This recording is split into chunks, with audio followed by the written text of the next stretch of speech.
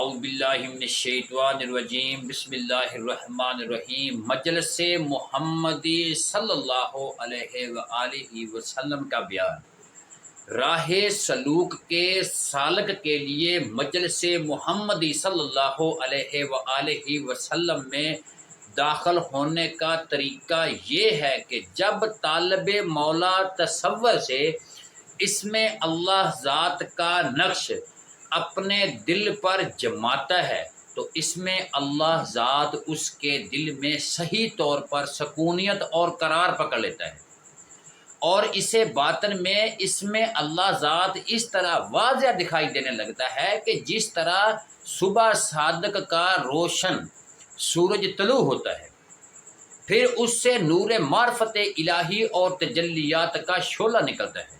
پیارے دوستو، پیاری بہنوں اور بھائیوں، اس ویڈیو کے آخر میں دعا میں شامل ہو کر آمین کمنٹ سیکشن میں ضرور لکھیں۔ آگے بڑھنے سے پہلے میں ان دوستوں کا، ان بھائیوں اور بھائی بہنوں کا شکریہ ادا کرنا چاہتا ہوں جنہوں نے اس مشن میں اپنی دعاؤں، اپنی محبت اور اپنی مدد سے مضبوط کیا ہے۔ خاص کر ان لوگوں کا جو نیچے کمنٹ سیکشن میں آمین، الحمدللہ، یا اللہ تیرا شکر ہے لکھتے ہیں، میں ان کا دل سے شکریہ ادا کرنا چاہتا ہوں۔ اگر آپ نے ابھی تک یہ چینل سبسکرائب نہیں کیا تو ضرور کر لیجیے۔ اس کے دل میں موجود تاریکی اور سیاہی اور جھوٹی نفسیانی اور شیطانی ظلمات کی رات ختم ہو جاتی ہے۔ اس کے بعد مرشد کو چاہے کہ وہ طالب مولا سے کہے کہ تفکر اور باطنی تصور سے اپنے دل اور اسم اللہ ذات کے گرد دیکھے اور بتائے اس نے وہاں کیا دیکھا ہے۔ اگر طالب دل اور اسم اللہ کے گرد دیکھ کر مستغرق ہو جائے اور باطن میں حضوری حق کا شعور بھی باقی نہ رہے تو جان لو کہ وہ معرفت الہی کے نور میں محو ہو چکا ہے۔ اگر وہ باطن میں باشعور رہے اور بتائے کہ دل اور اسم اللہ ذات کے گرد ایک لامحدود اور بے حد وسیع میدان نظر آ رہا ہے تو طالب مولا اپنے دل اور اسم اللہ کی طرف دوبارہ متوجہ ہو جاتا ہے۔ جب وہ مراقبہ سے باہر آتا ہے تو بتاتا ہے کہ اس میدان میں روضہ کی طرح ایک گنبد ہے جس کا دروازے پر لا الہ الا اللہ محمد رسول اللہ لکھا ہوا ہے۔ جب اس دروازے کا تالا کھلتا ہے اور طالب مولا اس روضہ کے اندر داخل ہوتا ہے تو اسے ایک خاص الخاص مجلس دکھائی دیتی ہے جس میں ذکر مذکور اور قرآن نصب و حدیث کا درس ہو رہا ہوتا ہے۔ اسے معلوم ہو جاتا ہے کہ یہ مجلس محمدی صلی اللہ علیہ وآلہ وسلم ہے۔ مجلس محمدی صلی اللہ علیہ وآلہ وسلم 7 مقامات پر میسر ہوتی ہیں۔ اول مقام ازل ہے، 2 مقام ابد ہے، 100 مقام دنیا ہے۔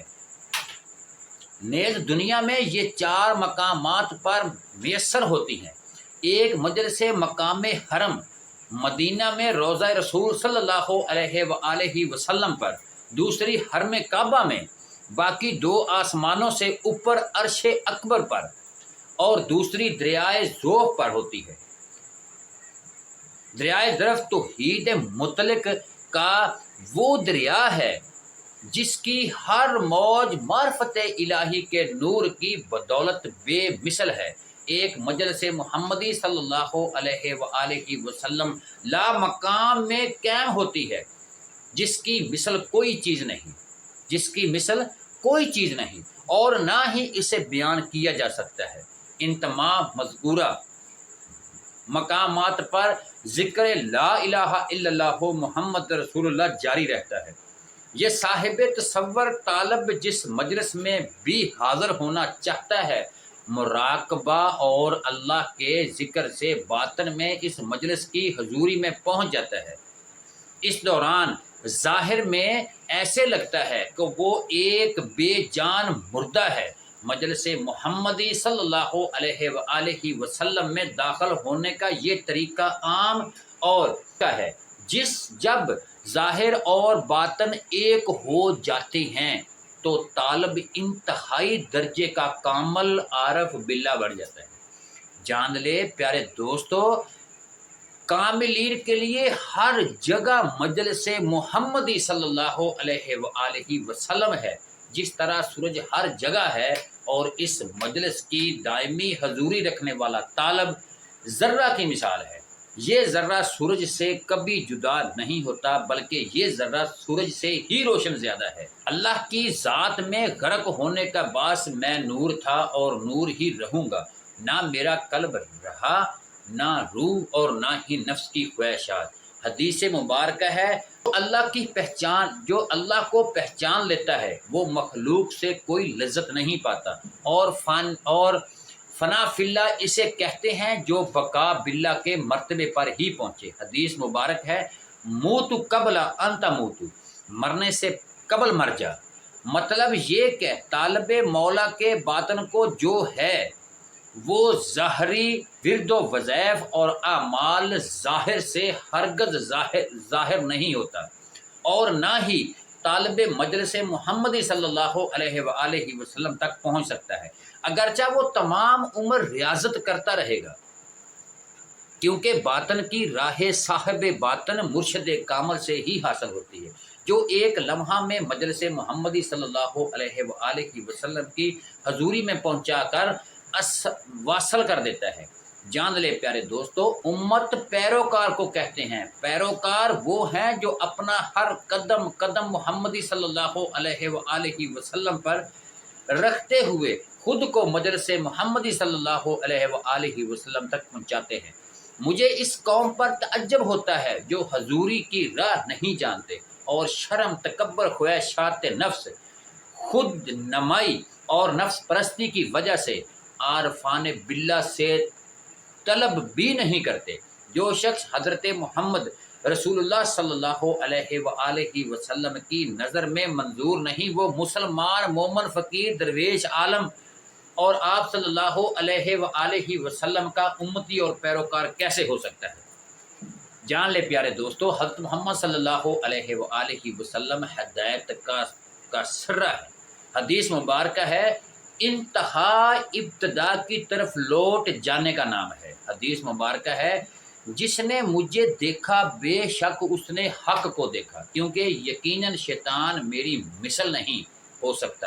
جان لے پیارے دوستو کہ باطن میں حضور صلی اللہ علیہ وآلہ وسلم کی حضوری اور خدمت میں رہنے والا طالب اگر کوئی دینی یا دنیاوی کام کے لیے التماس کرتا ہے اور حضور صلی اللہ علیہ وآلہ وسلم اس کام کا حکم عالی فرما دیتے ہیں، اور حکم دیتے وقت اپنے اصحاب کے ہمراہ اس کے لیے دعائے خیر بھی فرما دیتے ہیں، لیکن اس کے باوجود اگر ظاہر میں وہ کام نہیں ہوتا تو اس میں کیا حکمت ہے؟ اس طالب مولا کو معلوم ہونا چاہیے کہ ابھی وہ کمال اور مرتبہ پر نہیں پہنچا، اور ابھی تک ترقی کے مراتب طے کر رہا ہے، ابھی وہ طلب کے مشکل مقام پر ہے۔ اس لیے باطن میں اس کی درخواست کے موافق اسے بہتر نام البدل عطا کر دیا جاتا ہے، جس سے وہ خوش ہو جاتا ہے۔ اس مرتبے اور ترقی قرب پر اسے مبارکباد ہو۔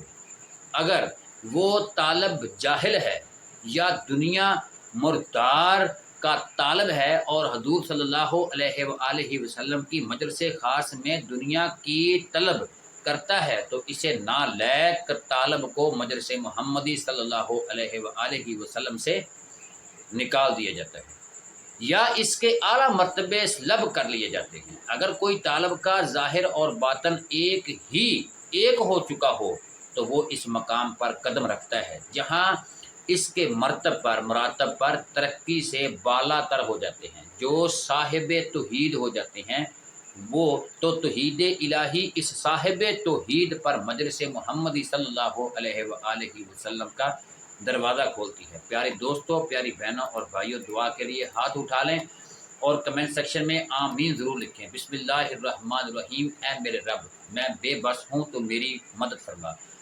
اے میرے اللہ، تجھے تیرے پیارے حبیب محمد صلی اللہ علیہ وآلہ وسلم کا واسطہ ہماری زندگی کی مشکلات کو آسان فرما دے، ہمیں آزمائشوں سے بری کر دے، ہم تیری آزمائشوں کے قابل نہیں ہیں، ہم کمزور ہیں، حقیر ہیں، لاچار ہیں، تو پوری کائنات کا مالک و خالق ہے۔ تو ہمیں بخش دے، ہماری زندگی کو آسان فرما دے یا اللہ، روئے زمین پر جہاں بھی تیرے بندے تیرے نام لے و تکلیف میں ہیں، ان سب پر اپنا کرم، اپنا رحم فرما، ان کی غیب سے مدد فرما، بے شک تو علیم و خبیر ہے۔ یا اللہ پاک، جو بھی پریشان ہیں ان کی پریشانیاں دور فرما، جو دکھ درد ہے ان کا دکھ درد دور فرما، جو بیمار ہیں ہسپتالوں میں، گھروں میں، ان کو شفائے کاملہ عاجل عطا فرما، جو بے روزگار ہیں ان کو حلال رزق عطا فرما، جو بے اولاد ہیں ان کو نیک صالح اولاد عطا فرما، جو انسان جسے چاہتا ہے ان کو ان کی چاہت عطا فرما۔ یا اللہ ہم بے بس ہیں، تو بے بس نہیں، ہماری مدد فرما۔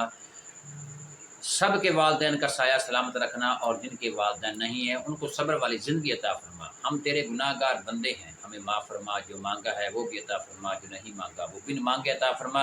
یا رب العالمین آج کن فرما دے، ہمیں مایوسیوں سے نجات فرما دے، ہمارا نصیب کھول دے، آمین یا رب العالمین۔ وما علینا الا البلاغ المبین۔